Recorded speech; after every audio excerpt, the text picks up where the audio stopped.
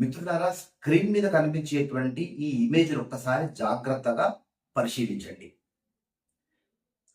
CNN news లో వచ్చినటువంటి ఈ సమాచారము Karnataka Congress government by imposing tax on Hindus temples collected rupees 445 crores from Hindus in the last 1 year, out of which 330 crores were donated to Muslim mosques and Christian churches. CNN News got the entire details of this revealed through RTI and showed it on its channel. This is the result of making anti-Hindu parties win.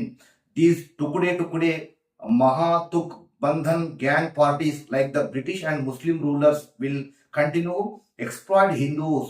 Wake up Hindus wake up అంటూ ఒక సమాచారము ఇప్పుడు social మీడియాలో చాలా viral అవుతోంది. ఇప్పుడు మీరు screen మీద చూసినటువంటి ఇమేజ్ కూడా ఇది సిఎన్ఎన్ న్యూస్ లో వచ్చినటువంటి వార్త. ఇప్పుడు ఇంగ్లీష్ లో ఉన్నటువంటి ఈ వివరణ ఏంటి అసలు అనంటే, సిఎన్ఎన్ న్యూస్ లో వచ్చినటువంటి సమాచారం ఏంటంటే, కర్ణాటక కాంగ్రెస్ గవర్నమెంట్, మనకంతా తెలిసింది కదా, ఇప్పుడు కర్ణాటకలో కాంగ్రెస్ గవర్నమెంట్ ఉంది.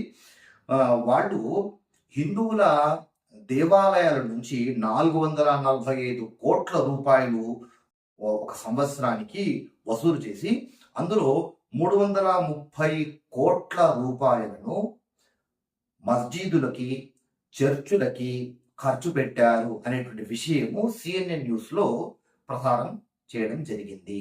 దీన్ని బట్టి ఒక్కసారి ఆలోచించుకోండి.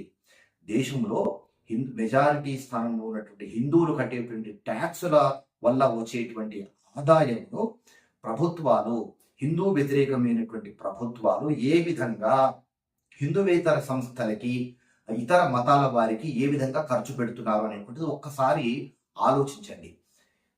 దీన్ని బట్టి మనం ఆలోచించాల్సింది ఏంటి? హిందువులకు అనుకూలంగా ఉండేటువంటి పార్టీలే చాలా అవసరము. నేనేం బీజేపీని సపోర్ట్ చేయడం లేదు, మరొక పార్టీని సపోర్ట్ చేయడం లేదు. ఏ పార్టీ అధికారంలో ఉన్నప్పటికీ కూడా ఆ పార్టీ ఖచ్చితంగా ఇతర మతాల వారిని గౌరవించుకుంటూనే వారి వారి అవసరాలను, వారికి కావలసినటువంటి సౌకర్యాలను తీర్చుకుంటూనే అదే స్థాయిలో హిందువుల ద్రవ్యము, హిందువుల ఆలయాల నుంచి వచ్చేటువంటి డబ్బులు ఎట్టి పరిస్థితుల్లో కూడా అవి అన్యాక్రాంతం కాకూడదు, ఇతర నిధులకు బదిలీ కాకూడదు. హిందువుల దేవాలయాల వల్ల వచ్చేటువంటి ఆదాయాలు ఖచ్చితంగా హిందువుల అభివృద్ధి కోసము, హిందువుల కోసము ఖర్చు పెట్టాలి అనేటువంటిది ప్రతి ఒక్కరి హక్కు. ఈ మాట అడగడం కనుక ఆలోచించుకోండి ఇప్పటికైనా.